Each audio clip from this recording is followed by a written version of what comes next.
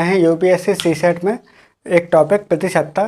तो हम प्रतिशतता को पढ़ रहे हैं। इसके पहले हमने कुछ वीडियो डिस्कस किए और ये हमारा प्रतिशतता का तीसरा वीडियो है। आज हम सॉल्व करेंगे जनसंख्या के बारे में कि जनसंख्या वाले न्यूमेरिकल कैसे आते हैं प्रतिशतता में। तो आइए हम देखते हैं प्रतिशतता। और प्लीज़ आप इस वीडियो को ज़्यादा से ज़्यादा लाइक, शेयर और सब्सक्राइब करिए ताकि ये वीडियो सभी तक पहुंच जाए जो सिविल सर्विस की प्रिपरेशन कर रहे हैं। और ये वीडियो मैथमेटिक्स की, ये SSC, IBPS, bank, RRB, RRC, ये सभी एग्ज़ाम के लिए बहुत ही यूज़फुल रहेगी। और जो लोग एमपीपीएससी, यूपीपीसीएस वगैरह की तैयारी कर रहे हैं उसमें भी सीसेट के एग्ज़ाम के लिए बहुत ही हेल्पफुल रहेगी। तो आइए हम शुरू करते हैं प्रतिशतता यानी परसेंटेज। तो इसमें जब भी हम जनसंख्या वाले क्वेश्चन को सॉल्व करेंगे तो इसमें एक फार्मूला यूज होगा P N equal to P 1 plus R के पावर 1/r/100 की पावर एन। हम इसका यूज करेंगे। जो ये फार्मूला है इससे हमको पी एन जनसंख्या पता चल जाएगी एन समय के बाद। और ये सेम वैसे ही है जैसे हम चक्रवृद्धि ब्याज यानी कंपाउंड इंटरेस्ट वाले सवाल करते थे, ये ऐसा ही है। तो यहाँ पर पी क्या है? पी है वर्तमान जनसंख्या, पी वर्तमान जनसंख्या, पी है वर्तमान जनसंख्या। और आर है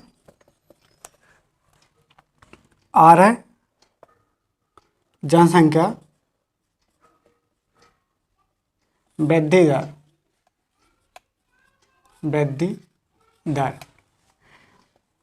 एन है समय, ये काय में है वर्ड्स में। पी हो गया, आर हो गया, एन हो गया। और पी एन क्या है? एन वर्षों के बाद जनसंख्या, एन वर्षों के बाद जनसंख्या।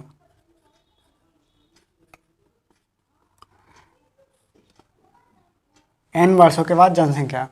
तो हम जब भी इस टाइप के क्वेश्चन करेंगे जनसंख्या वाले क्वेश्चन तो हमको ये वाला फार्मूला यूज़ करना है। तो आइए हम इसका यूज़ करते हैं।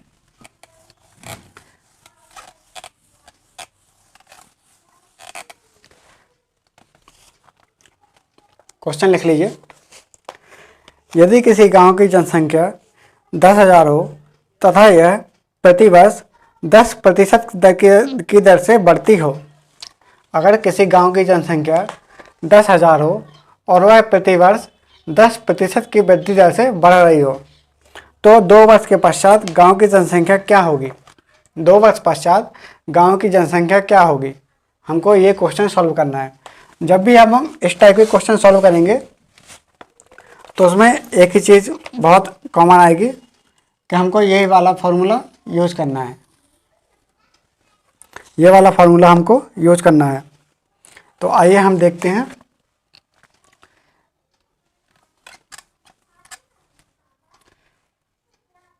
अब गांव की जनसंख्या क्या थी? क्वेश्चन था अपना कि जनसंख्या वर्तमान क्या थी? 10,000।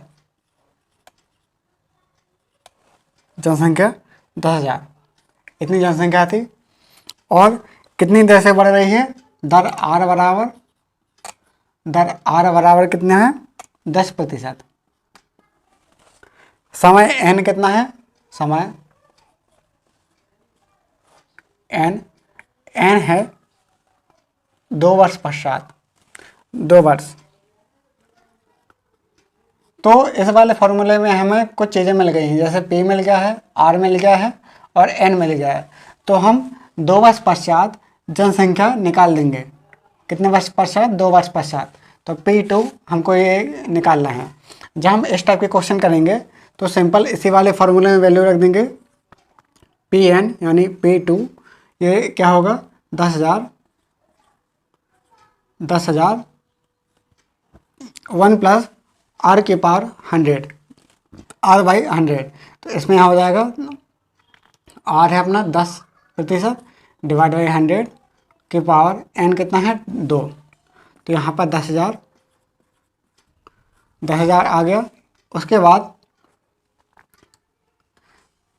यहाँ पर 100 एकम 100 और 10 110 बटे 100, 110 बटे 100 की पावर 2। एक जीरो से एक जीरो कैंसिल हो जाएगा, बचेगा क्या 10,000, 11 बटे 10 और 11 बटे 10, क्योंकि 2 की घात लगी है। अब जैसे ही होगा तो 11 इंटू 11 100 से क्या होगा, एक जीरो से एक जीरो कैंसिल हो जाएगा, एक जीरो से एक जीरो कैंसिल हो जाएगा, और 11 इंटू 11 121 और 200, यहाँ पर 2 जीरो लग जाएंगे। तो ये क्या हो जाएगा P2, यानी 2 वर्ष पश्चात जनसंख्या, 2 वर्ष पश्चात यानी बाद जनसंख्या, 2 वर्ष बाद जनसंख्या। और यहाँ पे जैसे हमने किया है 11 इंटू 11 11 इंटू 11, तो इसके भी कुछ सिंपल मेथड होती हैं। जैसे हमको क्वेश्चन में मिला है 11 इंटू 11, तो हमने जैसे इसको कर दिया 11 इंटू 11 ये दिया गया है। इसको करने के लिए हम क्या करेंगे, 1 2 1 1 2 1 ये हो गया। अगर मान लो ऐसा आ गया 3 आ गए, तो हम क्या करेंगे 1 2 3 2 1, सिंपल है। हम क्या करेंगे, 3 नंबर है इसलिए हम 3 तक जाएंगे। ऐसे अगर 4 तक आ गया 1 2 3 4 1 2 3 4, तो यहाँ पर क्या होगा 1 2 3 4 3 2 1। हम इनको सॉल्व करेंगे। और अगर कभी फ्यूचर में एक और शॉर्ट ट्रिक है, अगर कभी फ्यूचर में हमें ऐसा आ जाए कि 25 इंटू 25 हमें ये करना है, तो इसका मल्टीप्लाई करने के लिए हम क्या करेंगे, जो राइट में दे गए हैं उसको कर लेंगे 5 इंटू 5, तो कितना हो जाएगा 25, और यहाँ पर इसका एक जोड़ देंगे, इसमें हम एक जोड़ देंगे, तो 2 1 3 दूनी 6। तो ये शॉर्ट ट्रिक हो गई। जैसे 35 इंटू 35 हमको ये सॉल्व करना है, तो हम 5 इंटू 5 इनका मल्टीप्लाई कर देंगे 25, और इसमें हम एक जोड़ देंगे, तो 3 1 4 थी 12 12 25, तो 4 12 25 35 इंटू 35 1225, ये हमारा आंसर आ जाएगा।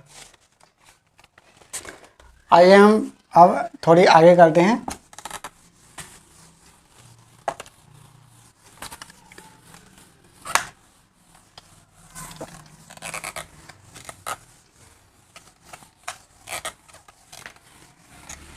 अभी हमने कुछ शॉर्ट ट्रिक देखी है।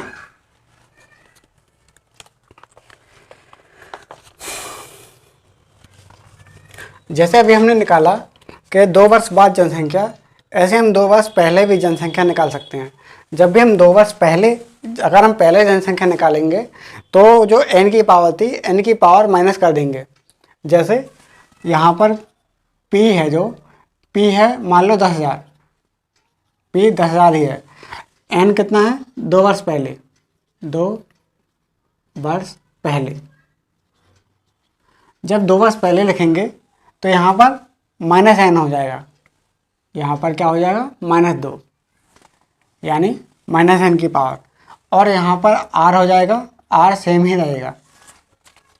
तो pn क्या होगा, pn होगा p1 प्लस r की पावर r/100 की पावर -n, और -n यानी -2, तो यहाँ पर -2 हो जाएगा।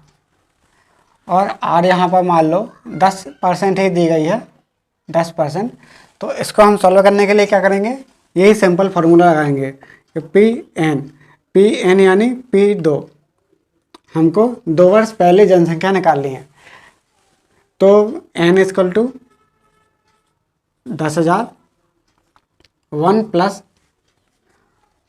r यानी 10, 100 की पावर -2, 10,000 ये हो जाएगा। यहाँ पर 100 एकम 100, 110 बटे 100 की पावर -2। जब भी -2 कोष्टक में अगर पावर लगी हो तो अंश का हर में, हर का अंश में चेंज हो जाएगा। तो P2 तो यहाँ पर हो जाएगा 10,000, 10,000 ये हो गया। और यहाँ पर क्या हो जाएगा बटे 100 ऐसे, सॉरी यहाँ पर इसके घात लगे हैं -2 तो ये पलट जाएंगे। तो क्या हो जाएगा 100 डिवाइड बाई 110 की पावर 2 ये हो जाएगा। तो P2 क्या हो जाएगा 100, यहाँ पर 10,000 और यहाँ पर हो जाएगा 100 डिवाइड बाई 110, 100 डिवाइड बाई 110। 10 से 10 कैंसिल हो जाएगा, 10 से 10 कैंसिल हो जाएगा। तो हम इसको सॉल्व करेंगे और हमारा 2 वर्ष पहले की जनसंख्या निकल आएगी। 2 वर्ष पहले की जनसंख्या जब हम इसको सॉल्व करेंगे तो हमको 2 वर्ष पहले की जनसंख्या मिल जाएगी। आइए हम अब नए टाइप का क्वेश्चन करते हैं जिसमें दर चेंज हो जाएगी। जो दर है दर चेंज हो जाएगी, उसको सॉल्व करते हैं। क्वेश्चन लिख लीजिए। किसी गांव की जनसंख्या 10,000 हो, किसी गांव की जनसंख्या 10,000 हो और यह पहले साल 10% की दर से बढ़ती है, दूसरे साल 20% की दर से बढ़ती है। पहले साल 10% की दर से बढ़ती है, दूसरे साल 20% की दर से घटती है, दूसरे साल 20% की दर से घटती है और तीसरे साल पुनः 30% की दर से बढ़ जाती है। पहले साल 10% की दर से बढ़ती है, दूसरे साल 20% की दर से घट जाती है और तीसरे साल पुनः 30% की दर से बढ़ जाती है। तो हमें 3 वर्ष के बाद जनसंख्या निकालनी है, 3 वर्ष के पश्चात जनसंख्या निकालनी है। तो हम इसको कैसे सॉल्व करेंगे, तो आइए हम देखते हैं। जैसे यहाँ पर P है 10,000, P है 10,000 और यहाँ पर R1 यानी पहले साल जनसंख्या कितनी दर से बढ़ जाती है, तो 10% की दर से, ये क्या बढ़ जाती है। और R2 मतलब ये 20% की दर से घट जाती है, तो 20% की दर से घट जाती है।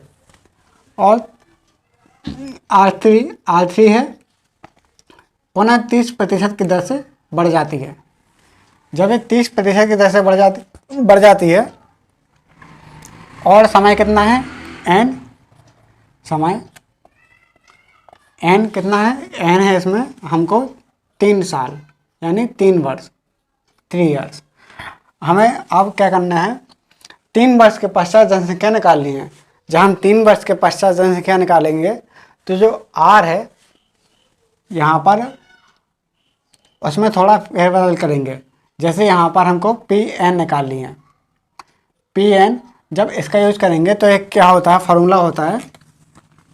जैसे हमने क्या किया था, Pn = P1 + R की पावर बाई 100 की पावर n। ये कब था, जब जनसंख्या बढ़ने की दर थी, लेकिन क्या हो रहा है यहाँ पर घट रही है। तो जब घटेगी तो घटने के लिए यहाँ पर हम क्या करेंगे, जो R+ लगा है उसको माइनस कर देंगे, क्योंकि दर क्या है, ऋणात्मक है। मतलब यहाँ पर -20 इसमें दर हो गई, -20 दर हो गई। तो जब हम इस टाइप के क्वेश्चन करेंगे तो Pn यानी P3 यहाँ पर क्या हो जाएगा हमारा 10,000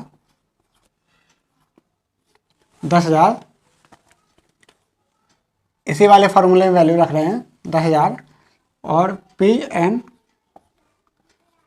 P1 + R/100 की पावर n।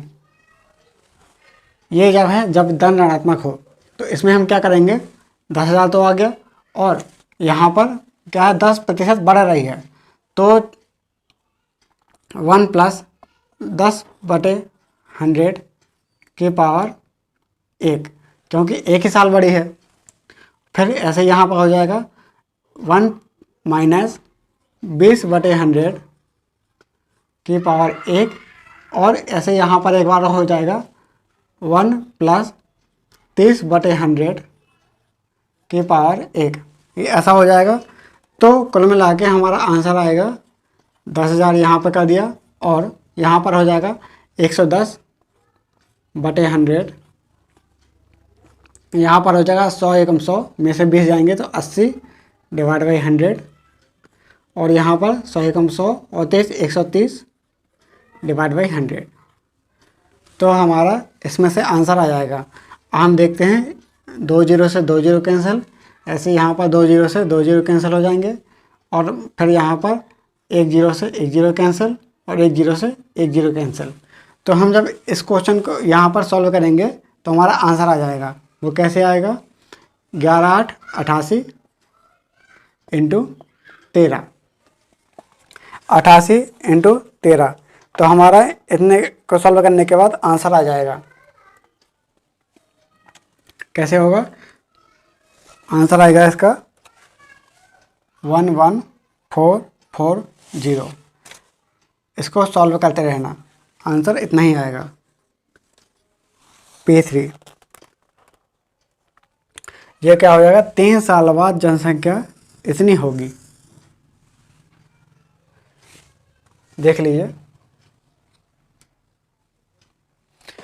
आइए हम आगे करते हैं।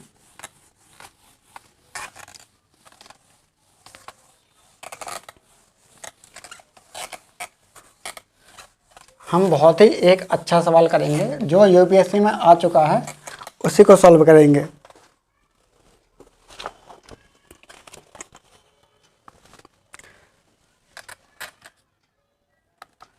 क्वेश्चन है, एक परीक्षा में किसी परीक्षा में ए ने बी से 20 अंक अधिक प्राप्त किए। किसी परीक्षा में ए ने बी से 20 अंक ज़्यादा प्राप्त किए। यदि बी ने ए से 5% अंक कम प्राप्त किए तो बी ने कितने अंक प्राप्त किए हैं, हमको ये बताना है। अगर किसी परीक्षा में ए ने बी से 20 अंक अधिक प्राप्त किए और ए ने बी से 5% ही अधिक अंक प्राप्त किए हैं, ज़्यादा उससे बी से, तो हमको अंक बताना है। तो इसमें हम लिख दे रहे हैं ए से ए ने बी से कितने अंक ज़्यादा प्राप्त किए? 20 अंक ज़्यादा अंक प्राप्त करे हैं, और बी ने ए से केवल 5% अंक ही कम प्राप्त करे हैं, अंक कम प्राप्त किए। तो हमको क्या करना है? ये बताना है कि बी के अंक कितने थे, बी के अंक कितने थे। अब ये क्वेश्चन यूपीएससी सी सेट में आ चुका है, यूपीएससी सी सेट में आ चुका है, और ये आया था 2019 में। ये कोई बकवास क्वेश्चन नहीं है, यूपीएससी भी इस क्वेश्चन को ले रही है, तो अच्छा क्वेश्चन है। हम इस क्वेश्चन को जब सॉल्व करेंगे तो हमने कल एक मेथड बताई थी, यूनिटरी मेथड, यानी एक एक नियम। इससे क्या होगा? ये क्वेश्चन सॉल्व हो जाएगा। जब हम यूनिटरी मेथड लगाएंगे तो इसमें क्या होगा? माना ए के 100% अंक है, 100% अंक है। अब क्योंकि ए ने बी से 20 अंक ज़्यादा प्राप्त किया, जब ए ने ज़्यादा प्राप्त किए तो हमको ए के मानना है। जिसने ज़्यादा प्राप्त किया उसके हमने मान लिए। तो क्या होगा? यहाँ पर 5% है 20 के बराबर, 5% है 20 के बराबर, 5% 20 के बराबर, क्योंकि 20 ये दिया गया है, 5 ये दिया गया है। और एक हम क्या मान चुके हैं कि 100%, एक हम 100% मान चुके हैं और 5% 20 के बराबर है। तो वो सिंपल कल वाली मेथड क्या हो जाएगी, 100%। ये अब इसको हम सिंपल सॉल्व कर लेंगे। तो जब हम क्रॉस मल्टीप्लाई करेंगे तो 20 इंटू 100, 100 इंटू 20 डिवाइड बाई 5, तो ये हमारा क्या हो जाएगा, ए के अंक निकल आएंगे, ए के अंक, हमको ए के अंक पता चल जाएंगे। तो ये करेगा 4 बार, तो ए के अंक कितने होगा, ए के अंक हो गए 400।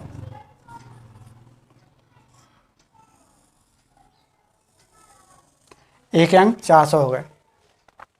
अब चूंकि यहाँ पर किसी परीक्षा में ए ने बी से 20 अंक ज़्यादा प्राप्त किए थे, मतलब बी के अंक 20 कम है, बी के 20 अंक कम है, तो बी के अंक क्या हो गए, बी के अंक ए के अंक माइनस 20, ये हो जाएगा। तो ए के अंक कितने थे, 400 माइनस 20, तो हमारा आंसर आ जाएगा 380। बी के अंक, ये क्या होगा, बी के अंक, हमारा ये आंसर है। ये क्वेश्चन 2019 में यूपीएससी सीसेट में आ चुका है। आइए हम इसके आगे सवाल करते हैं।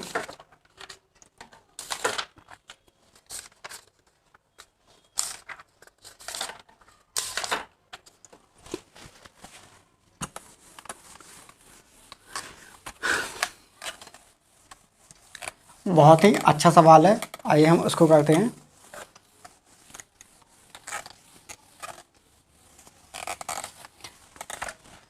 हम अब पुराने क्वेश्चन को ही करेंगे जो यूपीएससी सीसेट में आ चुका है, उसका तरीका देखेंगे, वो तरीका कैसा है उसका।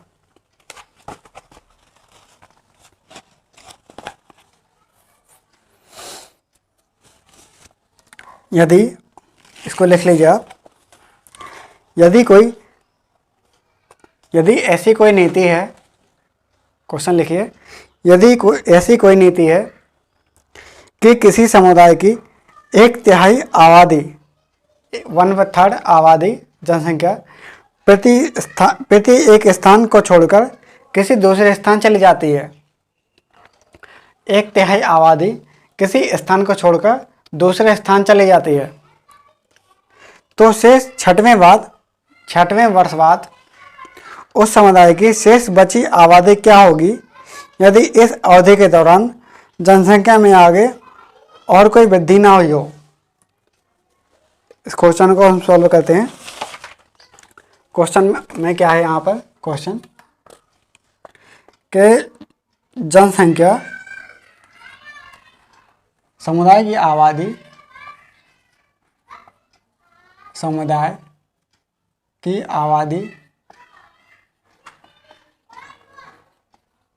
आबादी प्रति वर्ष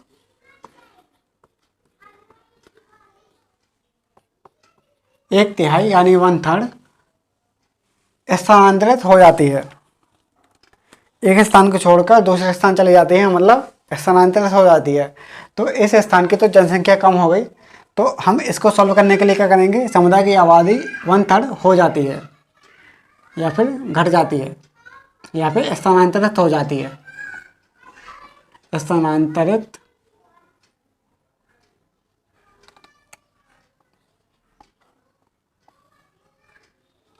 हो जाती है। समुदाय की आबादी प्रतिवर्ष 1/3 स्थानांतरित हो जाती है। तो कम कितनी हो गई, कम हो जाएगी,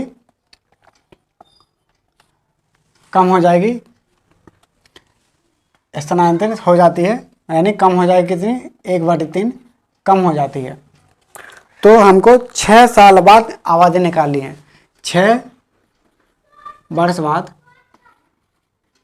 वर्ष बाद आबादी हमको बतानी है। यदि 1/3 इस आबादी कम हो जाती है तो इसके लिए हम क्या करेंगे, क्योंकि अगर हम 1 में से 1/3 माइनस कर देंगे, 1 में से 1/3 माइनस कर देंगे तो आंसर आएगा हमारा 3 कम 3 में से 1 गई 2/3। 2/3 आबादी हर साल बचती है, तो 6 वर्ष बाद आबादी क्या होगी? 6 वर्ष बाद उस समुदाय की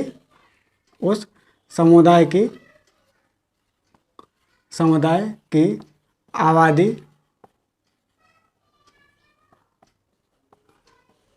क्या होगी, हमको ये बताना है। 6 वर्ष बाद उस समुदाय की आबादी क्या होगी, हमको ये बताना है। जब इस टाइप का क्वेश्चन आएगा तो हम क्या करेंगे, 1 में से 1/3 माइनस कर दिया तो हमारा बचेगा 2/3।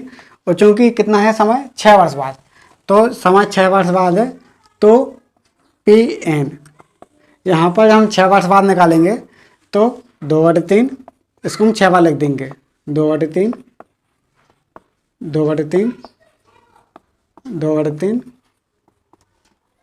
2/3 2/3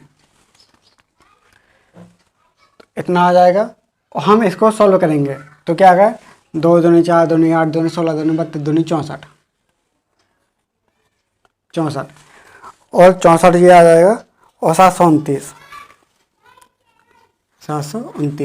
कैसे, 3 तिरका 9 और 3 तिरका 9 3 तिरका 9 3 तिरका 9 3 तिरका 9 9 9 9 9 की पावर 3 तिरका 9 और 3 तिरका 9 9 ने 81 गुणा 3।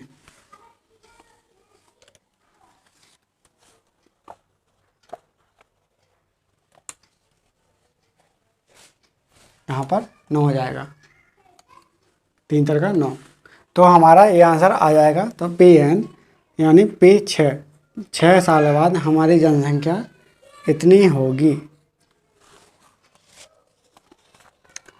तो आज के लिए इतना ही, बाकी हम कल सॉल्व करते हैं।